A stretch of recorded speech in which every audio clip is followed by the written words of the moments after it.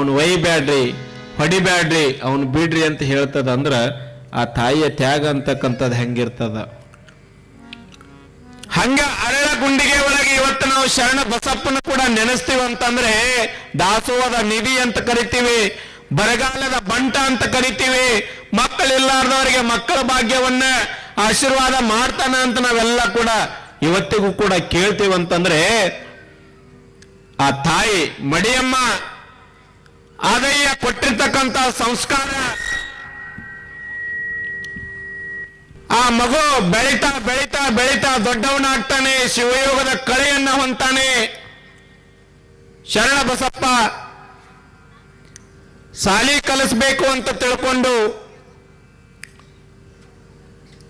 ಸಾಲಿ ಕಲಿಸ್ಬೇಕಂತ ತಿಳ್ಕೊಂಡು ವಿಚಾರ ಮಾಡ್ತಾರ, ಅಕ್ಷರಾಭ್ಯಾಸವನ್ನ ಮಾಡಿಸ್ಬೇಕು ಅಂತ ತಿಳ್ಕೊಂಡು ವಿಚಾರ ಮಾಡ್ತಾರ. ಅರಳಗುಂಡಿ ಒಳಗ ಮಠದಯ್ಯ ಗುರುಗಳಂತೇಳಿ ಗುರುಗಳು ಇರ್ತಾಳ. ಆ ಗುರುಗಳ ಹತ್ರ ಹೋಗ್ತಾರೆ. ಗುರುಗಳ ಕಡೆ ಹೋಗಿ ಹಿಂಗ ಶರಣ ಬಸಪ್ಪ 6-7 ವರ್ಷ ತುಂಬಿದ್ರಿ,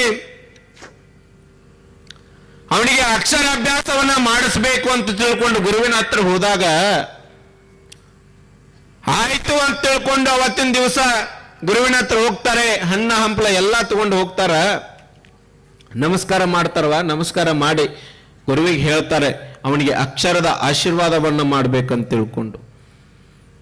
ಆಯ್ತು ಅಂತ ತಿಳ್ಕೊಂಡು ಒಂದು ತಟ್ಟೆ ಒಳಗೆ ಅಕ್ಷತೆ ಕಾಳನ್ನ ಹಾಕಿ ಓಂಕಾರದ ನಾದವನ್ನ ಬರೆಸಿ ಆಶೀರ್ವಾದವನ್ನ ಮಾಡ್ತಾನ. 7-8 ವರ್ಷದ ಶರಣಪ್ಪ ಸಣ್ಣವಿದ್ದಾಗ ಗುರುವಿಗೆ ಪ್ರಶ್ನೆ ಹಾಕ್ತಾನಂತ. ನೋಡ್ರಿ, ಓಂಕಾರದ ಅರ್ಥ ಏನ್ರಿ ಅಂತ ಕೇಳ್ತಾನಂತ. ನೀವು ನನಗೆ ಓಂಕಾರ ಅಂತ ಬರ್ಸಿರಲ್ಲ, ಆ ಓಂಕಾರದ ಅರ್ಥ ಏನ್ರಿ ಅಂತ ಕೇಳಿದಾಗ ಆ ಮಗುವಿನ ಮುಖವನ್ನ ನೋಡ್ತಾರಂತ 1-2 ಸೆಕೆಂಡ್ ಕಣ್ಣು ಪಿಳಕಿಸಲಾರ್ದೆ ಆಶ್ಚರ್ಯ ಆಗ್ತದ ಗುರುಗಳಿಗೆ. ಶಿವಯೋಗದ ಕಳೆಯನ್ನ ಹೊಂದಿರತಕ್ಕಂಥ ಈ ಕೂಸದ ಮುಂದೆ ಈ ಜಗತ್ತನ್ನ ಬೆಳಗಿಸುವಂತ ಕೂಸದ, ಈ ನಾಡನ್ನೇ ಬೆಳಗ್ತದ, ಕಷ್ಟ ಅಂತ ಬಂದವರಿಗೆ ಕಷ್ಟದ ಪರಿಹಾರ ಮಾಡುವಂತ ಒಬ್ಬ ಗುರು ಆಗ್ತಾನೆ. ಹಸಿವು ಅಂತ ಬಂದವರಿಗೆ ಅನ್ನ ನೀಡುವಂತ ಆಶ್ರಯ ದಾತ ಆಗ್ತಾನೆ. ಈ ಸಮಾಜಕ್ಕೆ ಬೆಳಕನ್ನ ನೀಡುವಂತ ವ್ಯಕ್ತಿ ಆಗ್ತಾನಂತ ತಿಳ್ಕೊಂಡ ಆ ಗುರುಗಳು ತಮ್ಮ ಶಿವಯೋಗದ ಸಾಧನೆಯಿಂದ ನೋಡ್ತಾರಂತ. ನೀವೊಬ್ಬ ಅಪರೂಪದ ಯೋಗಿ ಆಗ್ತಿ, ಶರಣ ಆಗ್ತಿ ಅಂತ ತಿಳ್ಕೊಂಡು ಹೇಳ್ತಾರೆ. ತಂದೆ ತಾಯಿಗಳಿಗೆ ಮಡಿಯಮ್ಮ ಮತ್ತು ಆದಯ್ಯನಿಗೆ ಹೇಳ್ತಾರೆ, ನಿನ್ನ ಮಗ ಸಾಕ್ಷಾತ್ ಪರಶಿವ ಇದ್ದಂಗದಾನ, ಬಹಳ ಒಳ್ಳೇದಾತು. ಓಂಕಾರದ ಅಕ್ಷರ ಅಭ್ಯಾಸದೊಳಗೆ ಓಂಕಾರವನ್ನ ಯಾಕ ಬರಿತೀರಿ ಅಂತ ಕೇಳ್ತೀಯಲ್ಲಪ್ಪ ನೀನು. ಆ ಓಂಕಾರ ನಾದ ಯಾಕಪ್ಪ ಅಂತಂದ್ರೆ ಪ್ರತಿಯೊಂದು ಮಂತ್ರಗಳನ್ನ ಹೇಳುವಂತ ಸಂದರ್ಭದೊಳಗಡೆ ಓಂಕಾರದಿಂದಲೇ ಪ್ರಾರಂಭ ಆಗ್ತದೆ. ಯಾವ ಮನುಷ್ಯನಿಗೆ ಏನು ಬೇಕಲ್ಲ ಎಲ್ಲವನ್ನು ಕೊಡ್ತಕ್ಕಂಥ ಶಕ್ತಿ ಆ ಓಂಕಾರದೊಳಗ ಅದ. ಅದಕ್ಕೆ ನಿನಗೆ ಓಂಕಾರದ ಮುಖಾಂತರ ಅಕ್ಷರ ಅಭ್ಯಾಸವನ್ನ ಮಾಡಿಸಿವಿ ಅನ್ನುವಂಥ ವಿಚಾರವನ್ನ ಇವತ್ತಿನ ದಿವಸ ನೋಡ್ತಾ, ನಾಳೆಯ ದಿವಸ ಶರಣ ಬಸಪ್ಪನವರು ಎಲ್ಲಿ ಇರ್ತಾರ, ಗುರುವಿನ ಹತ್ರ ಬಿಟ್ಟು ಹೋಗ್ತಾರೋ, ತಂದೆ ತಾಯಿ ಕರ್ಕೊಂಡು ಹೋಗ್ತಾರ ಅಂತಕ್ಕಂಥ ವಿಚಾರವನ್ನ ನಾಳೆ ದಿವಸ ನೋಡೋಣ ಅನ್ನುವಂಥ ಮಾತನ್ನ ಈ ಸಂದರ್ಭದಲ್ಲಿ ಹೋಗಿ ಮೋಜು ಮಸ್ತಿ ಮಾಡ್ತಿದ್ದ. ಈಗ ಒಂದು ಸ್ವಲ್ಪ ದಿನ ನಡೀತು, ಮುಗೀತು, ಮಗನಿಗೆ ವಯಸ್ಸಾತು, ಮದುವೆ ಮಾಡ್ಬೇಕನ್ನೋ ಚಿಂತೆ ಬಂತು ತಾಯಿಗೆ. ನೋಡ್ರಿ, ನಾನು ತಲೆ ಮ್ಯಾಲ ಬಹಳ ದೊಡ್ಡ ಜವಾಬ್ದಾರಿ ಅದ, ಮಗನಿಗೊಂದು ಮದುವೆ ಮಾಡಿಬಿಟ್ರೆ ಸಾಕು ಅಂತ ತಿಳ್ಕೊಂಡು ತಾಯಿ ಅಂತಿರ್ತಾಳೆ. ಆ ಮಗನು ಕೂಡ ಹೇಳ್ತಾನೆ, ನನಗೂ ಮದುವೆ ಮಾಡ್ಬೇಕು ನೀ ಅಂತ ತಿಳ್ಕೊಂಡು, ಆಯ್ತು ಮಾಡೋಣ ಅಂತ ತಿಳ್ಕೊಂಡು ಸೌಕಾರಿ ಆಯಾ ಮನೆ ಒಳಗಾಕಿ ಕೆಲ್ಸಕ್ಕೆ ಹೋಗಿದ್ನಲ್ಲ, ಅಲ್ಲೆಲ್ಲ ಸೌಕಾರಿಗೆ ಹೇಳ್ತಾಳೆ, ಯಪ್ಪ ಮತ್ತೆ ನನ್ನ ಮಗನಿಗೂ ಮದುವೆ ಮಾಡ್ಬೇಕಂತ ನನಗೂ ಒಂದು ಆಸೆ ಅದ, ನನಗೂ ಬರಬರ್ತ ಕೈಕಾಲು ನೀಗುವುದಿಲ್ಲ, ಮತ್ ಕಸು ಹೋತಪ್ಪ ಅಂತಂದ್ರ ಕಣ್ಣಿದ್ದಾಗ ಕಣ್ಣು ಕಾಣುವಾಗ ನನ್ನ ಮಗನ್ ನಾನು ಮದುವೆ ಮಾಡ್ಬೇಕು ಮತ್ತೆ ನೋಡ್ರಿ ಅಂತ ಸೌಕಾರಿಗೆ ಹೇಳ್ತಾಳ ತಾಯಿ. ಸೌಕಾರಿಗೆ ಹೇಳ್ತಾಳೆ. ಹೇಳಿದ್ಮೇಲೆ ಸೌಕಾರ ನೋಡ್ತಾರ, ಏನೋ ಒಂದು ಕೆಲಸದಿಂದ ದೇವರ ಆಶೀರ್ವಾದದಿಂದ ತಾಯಿ ದುಡಿತಿರ್ತಾಳ. ಮತ್ತೊಬ್ಬರು ಕೈಕಾಲು ಬಿದ್ದ, ಮಳಿ ಅನ್ನಂಗಿಲ್ಲ, ಬಿಸಿಲು ಅನ್ನಂಗಿಲ್ಲ, ನನಗ ಕಷ್ಟ ಆದ್ರೆ ಆಗವಲ್ತ ಕರೆ ಅದ ಗುಡಿಸಲು ಮನೆ ಒಂದಿಟ್ಟು ಗುಡಿಸಲ ತಗಡ್ ಹಾಕಿ ಮಗನಿಗೆ ಆಶ್ರಯ ಮಾಡಿ ಕೊಡ್ತಾಳ. ಸೊಸಿ ಬರ್ತಾಳ ಮನೆಗೆ, ಮದುವೆ ಆಗಿರ್ತದ, ಹೆಂಗೋ ಆಗಿರ್ತದ, ಒಟ್ಟು ದೇವರ ಆಶೀರ್ವಾದದಿಂದ ಮದುವೆ ಆಗಿರ್ತದ. ಸೊಸಿ ಮನೆಗೆ ಬರ್ತಾಳ. ತಾಯಿಗೆ ವಯಸ್ಸಾಗಿರ್ತದ, ಸೊಸಿ ಮನೆಗೆ ಬಂದಿರ್ತಾಳ. ಗಂಡ ಹೆಂಡತಿ ಕುಂತಿರ್ತಾರ ಮಠ ಮಠ ಮಧ್ಯಾಹ್ನ ಬಿಸಿಲದೊಳಗ. ಹೆಂಡತಿ ಕೇಳ್ತಾಳಂತ ಮಗನಿಗೆ, ಅಪರೂಪದ ಮಾತುಗಳನ್ನ ಆಡ್ಕೋತ ಇಬ್ರು ಗಂಡ ಹೆಂಡತಿ ಕುಂತಿರ್ತಾರ. ತಾಯಿ ಮನಿ ಒಳಗ ನೆಳ್ಕೋತ ಮಕ್ಕೊಂಡಿರ್ತಾಳ, ವಯಸ್ಸಾಗಿರ್ತದ. ಆ ಮಗನಿಗೆ ಕಬರ್ ಇರೋದಿಲ್ಲ. ತಾಯಿ ನನ್ನ ಮದುವೆ ಆಗ್ಬೇಕಂದ್ರ, ನಾ ಇಷ್ಟ ಹತ್ರ ಬೆಳಿಬೇಕಂದ್ರ ಆಕೆ ದುಡ್ದಾಗ ನಾ ಹಿಂಗಾಗೀನಿ, ಆಕೆಗೆ ಆರಾಮ ಇರೋದಿಲ್ಲ, ನೆಳ್ಳಾಕತ್ತಿರ್ತಾಳ. ಶಿವ ಭಗವಂತ ಪರಮಾತ್ಮ ಆ ನೆಳ್ಳಿನೊಳಗೂ ಕೂಡ ಆಕೆ ಏನು ಕೇಳ್ತಿರ್ತಾಳ ಅಂತಂದ, ನನ್ನ ಮಗನ ಚಂದಿಡು, ಮದುವೆ ಆಗ್ಯದ, ಸೊಸೆನ ಚಂದಿಡು, ಅವ್ರ ಜೀವನ ನನ್ನಂಗ ಕಷ್ಟಪಡುವಂತ ಜೀವನ ಮಾಡಬೇಡ, ಚಂದಿಡು ಚಂದಿಡು ಅಂತ ಕೇಳ್ತಿರ್ತಾಳ ತಾಯಿ. ಸೊಸಿ ಕೇಳ್ತಾಳೆ, ಗಂಡ ಹೆಂಡತಿ ಇಬ್ರು ಮಾತಾಡ್ಕೋತ ಕುಂತಿರ್ತಾರೆ. ಹೆಂಡತಿ ಕೇಳ್ತಾಳಂತ ಗಂಡಗ, ನೀವು ನಾ ಹೇಳಿದ್ದೆಲ್ಲ ಮಾಡ್ತೀರಲ್ಲ? ಓ, ಎಲ್ಲ ಮಾಡ್ತೀನಿ. ನಾ ಹೇಳಿದ್ ನೀ ಎಲ್ಲ ಮಾಡ್ತಿಲ್ಲ ಅಂತ ಹೇಳ್ತಾಳೆ. ನಾ ಎಲ್ಲ ಮಾಡ್ತೀನಿ ಅಂತ ಹೇಳ್ತಾಳೆ. ನಾ ನಿನಗೆ ಎಷ್ಟು ಇಷ್ಟ ಅಂತ ಕೇಳ್ತಾಳ. ಬೆಟ್ಟದಟ್ಟು ಇಷ್ಟ ಅಂತ ಹೇಳ್ತಾನಿವ, ಬೆಟ್ಟದಟ್ಟು ಇಷ್ಟ. ಮತ್ತ ನಿಮ್ಮವ್ವ ನೀನು 9 ತಿಂಗಳು ಸಾಕು ಸಲವಿ ಹೆತ್ತು ಹೊತ್ತು ಸಾಕಿ ಸಲವಿ ಎಲ್ಲ ಮಾಡ್ಯಾಳಲ್ಲ, ಮತ್ತ ಅಕ್ಕಿ ಮಾತು ಕೇಳಂಗಿಲ್ಲ ಏನೋ? ಅಕ್ಕಿದು ಕೇಳ್ತೀನಿ, ಅದಕ್ಕಿಂತ ಒಂದು ಸ್ವಲ್ಪ ಜಾಸ್ತಿ ನಿಂದ ಕೇಳ್ತೀನಿ ಅಂತಾನವ. ನೋಡ್ರಿ ಹೆಂಗದ ಮಜಾ, ನಿಂದ ಕೇಳ್ತೀನಿ ಅಂದ್ರೆ ನಾ ಹೇಳಿದ್ದು ಮಾಡ್ತಿ ಏನೋ? ಓ ಮಾಡ್ತೀನಿ. ನಾ ಏನ್ ಹೇಳ್ತೀನಿ ಎಲ್ಲ ಮಾಡ್ತಿ ಏನೋ? ಓ ಎಲ್ಲ ಮಾಡ್ತೀನಿ.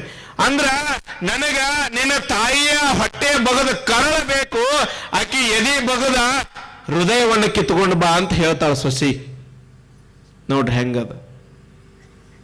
ಸೊಸಿ ಹೇಳ್ತಾಳೆ, ಏನು ನಾ ಹೇಳಿದ್ದೀನಿ ಎಲ್ಲ ಮಾಡೋದೇ ಕರೆ ಆಗಿತ್ತಪ್ಪ ಅಂತಂದ್ರೆ ನಿನ್ನ ತಾಯಿಯ ಹೊಟ್ಟೆಯ ಬಗೆದು ಹೊಟ್ಟೆಗಿನ ಕರಳ ಕಿತ್ಕೊಂಡು ಬಾ, ಹೃದಯ ತಗೊಂಡು ಬಾ ಅಂತ ಹೇಳ್ತಾಳ. ನೋಡ್ರಿ ಎಂತ ಮಾತು ಹೇಳ್ತಾಳ. ಇಷ್ಟ ಏನ ಮಗ ಹೇಳ್ತಾನ, ಇಷ್ಟ ಬೇಕೇನು? ಆಯ್ತಂತ ತಗೊಂಡು ತಾಯಿ ನೆಳ್ಕೋತ ಮಕ್ಕೊಂಡಿರ್ತಾಳ. ಬಡ ಬಡ ಅಡಿಗೆ ಮನೆಗೆ ಹೋಗ್ತಾನ, ಚಾಕು ಇರ್ತದ, ಚಾಕು ತಗೊಂಡು ಬರ್ತಾನ. ಚಾಕು ಇರ್ತೈತಿ, ಚಾಕು ತಗೊಂಡು ಬರ್ತಾನ. ತಾಯಿ ಮನ್ಕೊಂಡಿರ್ತಾಳ. ನೋಡ್ರಿ ಹೆಂಡತಿ ಹೇಳ್ಯಾಳ, ಆ ಮಗನಿಗೆ 9 ತಿಂಗಳು ಎತ್ತು ಹೊತ್ತು ಸಾಕಿ ಸಲವಿ ಗರ್ಭದೊಳಗೆ ಇಟ್ಕೊಂಡು ನನ್ನನ್ನ ಮತ್ತೊಬ್ಬರ ಮನೆಗೆ ದುಡಿಯಾಕ ಕಳಿಸಲಾರ್ದೆ ತಾ ದುಡಿದು ಮನೆಯ ಕಸ ಮುಸ್ರಿ ಮಾಡಿ ಎಲ್ಲಾ ಮಾಡಿ ನಾನು ಇಷ್ಟು ದೊಡ್ಡವನ್ ಮಾಡ್ಯಾಳ, ಸಾಲಿ ಕಲ್ಸಾಳ, ಮದುವೆ ಮಾಡ್ಯಾಳ ಅನ್ನೋದು ಖಬರ್ ಇರ್ಲಿಲ್ಲ ಅವನಿಗೆ. ಹಡದವನ್ನ ಬಿಟ್ಟು ನಡಬರ್ಕ ಬಂದಾಕಿ ಬಂದಾಳ ಅಂತ ತಿಳ್ಕೊಂಡ ತಾಯಿ ಕರಳ ಕೇಳ್ತಾಳ ಅಂದ್ಗಳೇನ ಹೊಂಟು ಬಿಟ್ಟಿವ ಅಡಿಗೆ ಮನೆಗೆ ಚಾಕು ತಗೊಂಡ. ಇಷ್ಟ ಏನು ತಗೊಂಡು ಬರ್ತೀನಿ ಅಂತ ತಿಳ್ಕೊಂಡು ಹೊಂಟ. ಆದ್ರೆ ಚಾಕು ತಗೊಂಡ ಕೈ ಒಳಗ ತಾಯಿ ಕಾಟ ಮೇಲೆ ಮಲಗಿರ್ತಾಳ, ನೆಳ್ಕೋತ ಮಲಗಿರ್ತಾಳ. ಮಠ ಮಧ್ಯಾಹ್ನ ಬಿಸಿಲದೊಳಗ ತಾಯಿ ಅನ್ನೋದು ಕೂಡ ಅವನಿಗೆ ಖಬರ್ ಇರೋದಿಲ್ಲ, ಒಂದೀಟು ಏನೂ ಗೊತ್ತಿರೋದಿಲ್ಲ. ಯಾಕ? ಅದ ತಾಯಿನ ಅವಂಗ ಸಂಸ್ಕಾರ ಕಲಿಸಿರಂಗಿಲ್ಲ, ಹೊಡೆದ ಬುದ್ಧಿ ಮಾತು ಹೇಳಿರಂಗಿಲ್ಲ, ಸಣ್ಣವಿದ್ದಾಗ ತಿದ್ದಿ ಹೇಳಿರಂಗಿಲ್ಲ. ಒಬ್ಬ ಮಗ ಅಪರೂಪಕ್ಕೆ ಹುಟ್ಟ್ಯಾನ ಅಂತೇಳಿ ಬಹಳ ಅಚ್ಚ ಮಾಡಿ ಬೆಳೆಸಿರ್ತಾಳ ಆಕಿನೇ, ಮಾಡಿದ್ದುನ್ನೋ ಮಾರಾಯ. ಆದ್ರ ಆ ತಾಯಿಗೆ ಏನು ಗೊತ್ತ್ರಿ, ನನ್ನ ಮಗ ಮುಂದೆ ನನ್ನ ಕೊಲ್ತಾನ ಅನ್ನೋದು ತಾಯಿ ಗೊತ್ತಿರೋದಿಲ್ಲ. ಪಾಪ ಬಹಳ ದಿನ ಹುಟ್ಟ್ಯಾನಂತೇಳಿ ಅಚ್ಚ ಮಾಡಿ ಬೆಳೆಸಿರ್ತಾಳ. ಆ ಸೊಸಿ ಅಕ್ಕಿ ಯಾಕ ಮಾತು ಹೇಳಿರ್ತಾಳ ಅಂದ್ರ, ನೋಡೋಣ ಈ ತಾಯಿ ಇಷ್ಟೆಲ್ಲ ಗುಡಿಸಲು ಇದ್ದ ಸಂಬಂಧ ಇವಳ ಸಂಬಂಧ ಏನೇನೋ ಮಾಡಿ ನಂದು ಅವಂದು ಮದುವೆ ಮಾಡ್ಯಾಳ, ತಾಯಿ ಮೇಲೆ ಎಷ್ಟು ಪ್ರೀತಿ ಅದಾಳ ಅಂತ ತಿಳ್ಕೊಳ್ಳೋ ಸಂಬಂಧ ಸೊಸಿ ಮಾತು ಹೇಳಿರ್ತಾಳ ಅನ್ನೋದು ಈ ಹುಚ್ಚುಗೂ ಗೊತ್ತಿರಂಗಿಲ್ಲ. ಆಯ್ತಂತ ತಿಳ್ಕೊಂಡು ಆ ಚಾಕು ತಗೊಂಡ ತಾಯಿ ಮಲ್ಕೊಂಡಿರ್ತಾಳ. ಎಂತ ಸನ್ನಿವೇಶ ಅಂತಂದ್ರ ತಾಯಿ ನರಳ್ಕೋತ ಮಕ್ಕೊಂಡಿರ್ತಾಳ. ತಾಯಿ ಚಾಕು ತಗೋತಾನ, ಚಾಕು ತಗೊಂಡು ಬಂದ ತಾಯಿಯ ಹೊತ್ಕೊಂಡಿರ್ತಕ್ಕಂಥ ಚಾದರ್ ತೆಗಿದಷ್ಟೇ ತಡ ತಾಯಿ ಹೊಟ್ಟೆಗೆ ಚಾಕು ಹಾಕ್ತಾನ. ಚಾಕು ಹಾಕಿ ಹೊಟ್ಟಿಯನ್ನ ಕೊಯ್ತಾನ. ಹೊಟ್ಟಿ ಒಳಗೆ ಕೈ ಹಾಕಿ ಕರಳ ಒಂದು ಕೈಯಾಗಿ ಹಿಡ್ಕೊಂಡಿರ್ತಾನ. ಇನ್ನು ಹೃದಯ ಬೇಕಂತ ಹೇಳಿರ್ತಾಳ. ಅದೇ ಚಾಕು ತಗೊಂಡು ಮತ್ತೆ ಎದಿಗೆ ಹಾಕ್ತಾನೆ, ಎದಿಗೆ ಹಾಕಿ ಹೃದಯನು ಕೂಡ ಕೈಯಾಗಿ ಹಿಡ್ಕೊಂಡ್ ಬಂದಿರ್ತಾನ. ಬಹಳ ಕಟುಕಿರ್ತಾನ, ಬಹಳ ಕಟುಕಿರ್ತಾನ. ಎರಡು ಕೈ ಒಳಗ, ಒಂದು ಕೈ ಒಳಗ ಕರಳು ಹಿಡ್ದಿರ್ತಾನ, ಒಂದು ಕೈ ಒಳಗ ಹೃದಯ ಹಿಡ್ದಿರ್ತಾನ. ರಕ್ತ ಸೋರ್ತಿರ್ತದ. ತಾಯಿ ಚಾಕು ಹಾಕುವ ಸಂದರ್ಭದೊಳಗೆ ಯಪ್ಪ ಭಗವಂತ ಶಿವ ಕಾಪಾಡಪ್ಪ, ಭಗವಂತ ಕಾಪಾಡು ಅಂತಿರ್ತಾನ. ನರಳ್ತಿರ್ತಾಳ, ಅಯ್ಯೋ ಅಯ್ಯೋ ಅಂತಿರ್ತಾಳ. ಆ ನರಳಿನ ಕೂಗು ಕೂಡ ಮಗನಿಗೆ ಕೇಳಿಲ್ಲಂತೆ. ಒಂದು ಕೈ ಒಳಗ ಕರಳು ಹಿಡ್ದಿರ್ತಾಳ, ಒಂದು ಕೈ ಒಳಗ ಹೃದಯ ಹಿಡಿದಿರ್ತಾನ. ಬಡ ಬಡ ಬಡ ಹೆಂಡತಿ ಅಂತ ಹೋಗ್ತಾಳೆ, ತಗೋ ನೀ ಕೇಳಿರ್ತಕ್ಕಂಥದ್ದು, ತಾಯಿ ಕರಳು ತಂದಿನಿ, ತಾಯಿ ಹೃದಯ ತಂದಿನಿ, ತಗೋ ಅಂತ ಹಾಕಿ ಕೊಡ್ತಾನ. ಹಾಕಿ ಸರ್ದ್ರಿಂತ ಕಪಾಳಿಗೆ ಬೇಡ್ತಾಳ.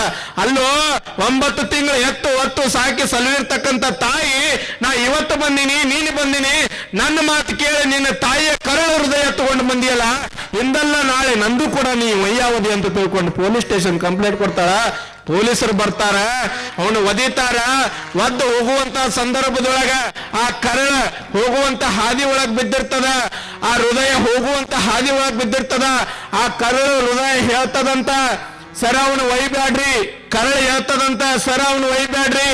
ಹೃದಯ ಹೇಳ್ತದಂತ, ಸರ ಅವನು ಒಯ್ಬೇಡ್ರಿ, ಅವನದೇನೂ ತಪ್ಪಿಲ್ಲ, ಅವ ಸ್ವಂತ ಬುದ್ಧಿಯಿಂದ ಮಾಡಿಲ್ಲ, ಮತ್ತೊಬ್ಬಕ್ಕೆ ಮಾತು ಕೇಳಿ ಮಾಡ್ಯಾನ, ಅವನದೇನೂ ತಪ್ಪಿಲ್ಲ ಅಂತ ಸಾಯಿ ಕೂಡ ಹೊಟ್ಟಾಗಿನ ಕರಳ ಹೊರಗೆ ಬಂದ್ರು ಕೂಡ ಮಗನ ಪರವಾಗಿ ಮಾತಾಡ್ತಾಳಂದ್ರ, ತಾಯಿಗಿಂತ ಈ ಜಗತ್ತಿನೊಳಗೆ ದೊಡ್ಡವ್ರು ಯಾರು ಅದಾರ್ರಿ? ದೊಡ್ಡವ್ರು ಯಾರು ಅದಾರ ಈ ಜಗತ್ತಿನೊಳಗ?